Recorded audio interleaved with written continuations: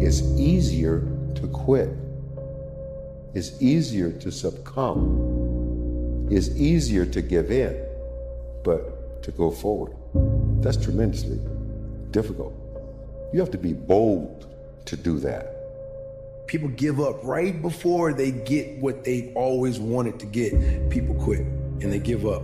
And I will not be the person who quit before I got what I wanted or what I needed or what I felt I was supposed to have. And if that wasn't for me, it wasn't for me. I'm gonna keep grinding, I'm gonna keep knocking on the door until I get what I feel. That's been something I've always felt. You don't have to be weak. You can work out and you can become stronger. You can eat better foods. You can study and you can become smarter. You can learn how to swim and you can learn how to fight and defend yourself. And so you can actually become, through hard work and through discipline, you can become who you want to become. Get up, move towards that challenge, whatever that challenge is. Move towards that challenge and go attack it. You better have a part about you that's tough, a part about you that can break down situations and get better. And break down situations very quickly within some trauma in your life, some devastation in your life, because it's gonna come. The devastation, the trauma is gonna come, and you can't allow that to become a Jersey barrier. It can't be a Jersey barrier. It has to be something that you can maneuver through very quickly and move forward. That takes a lot of toughness. You can write everything down if you want to. Be brave enough to write every one of your goals down. But I'm gonna tell you something. Life's gonna hit you in your mouth and you gotta do me a huge favor. Your why has to be greater than that knockdown. As soon as you write your dream down, somebody about to bust you in your mouth. Whatever it is that thing you say you wanna do, they coming at you. The reason why you do what you do is more critical than what you do. Because if your reasoning is weak, you're not gonna get it done. Why? Because life is going to beat you upside your head. Life will strip you to the core. In life, you will always be faced with a series of God-ordained opportunities, brilliantly disguised as problems and challenges. I'm telling you to dream your dream because I want you to feel it. I want you to taste it. I want you, just like when the weather is changing, you can feel it. I want you to be able to feel when you're getting closer to it and closer to it. If you are still alive, there's still room for growth. There's still room for improvement. You can still get bigger. You can still get better. You can still be bolder. There's still room to grow and be better.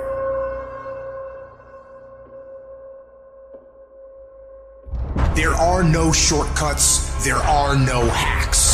If you want to take the easy road, I promise you it's longer and more painful than the hard road. Choose the hard path. The path of responsibility, hard work, and sacrifice. The path of discipline, humility, and ownership that ultimately leads to freedom. It won't be easy. I need you to confront you because you're the one holding you up. I need you to look in the mirror and tell you, you are not gonna do me like this no more.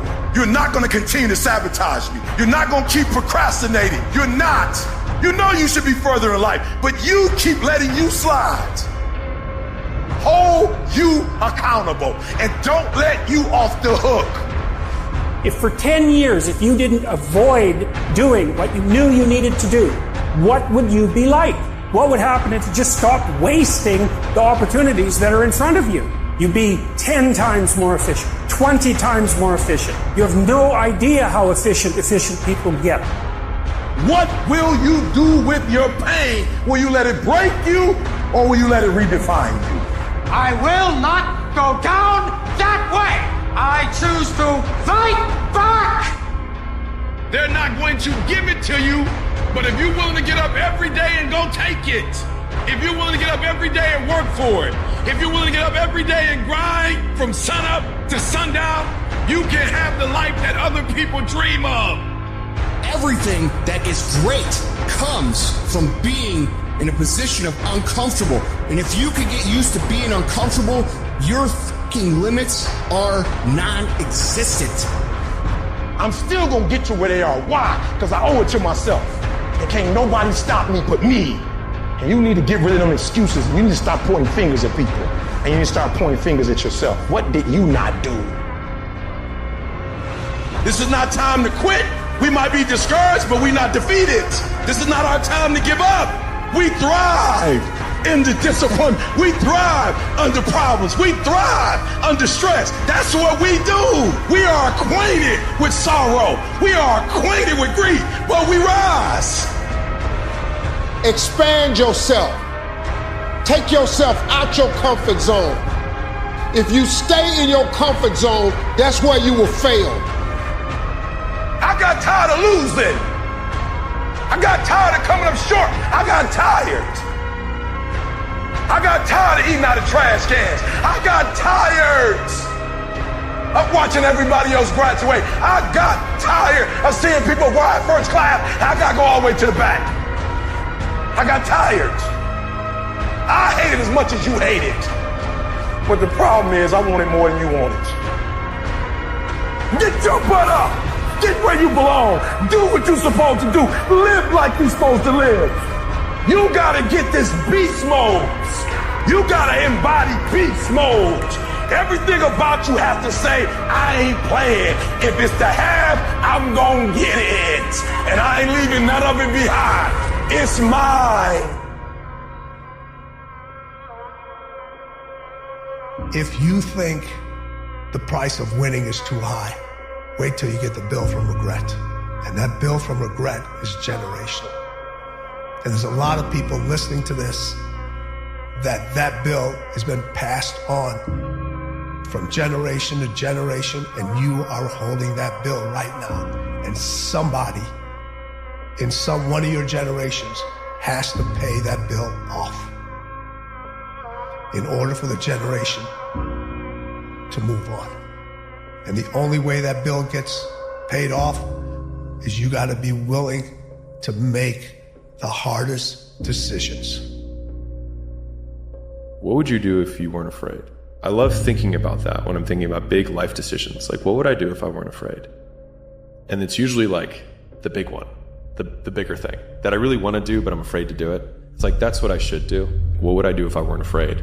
And what would I do if I knew I couldn't fail? Anything can be learned.